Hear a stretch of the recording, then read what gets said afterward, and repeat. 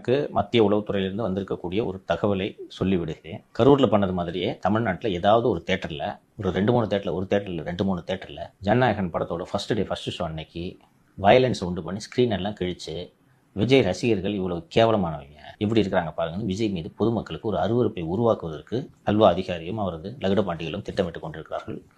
சின்னவரின் உத்தரவில் இது நடைபெறுகிறது.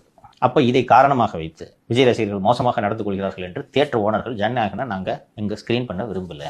அது பதில் பராசக்தி. எக்ஸாக்ட்லி சின்னவரின் உத்தரவு. ஜான் பிக்சர்ஸ் மொதல் படம் நக்கிட்டு போயிடுச்சு. என்ன படம்? இட்லி கடை. செகண்ட் படம் அப்படி ஆகக்கூடாது. இது எலெக்ஷனுக்கான படம். ஆமா சார், என்னதான் அவங்க கேசரியை கிண்டி வச்சாலும் நாங்க அங்கதான் போவோம் அப்படின்ற அப்படிலாம் சொல்லிட்டு இருக்காங்க. தியேட்டர் இல்லைன்னா அங்கிட்டு போவேன், அதுக்குள்ள டெலிகிராம்ல இவங்களே போட்டு அனுப்புவாங்க, காப்பி பண்ணு, ஷேர் பண்ணு. அதெல்லாம் பண்ண முடியல உங்களுக்கு.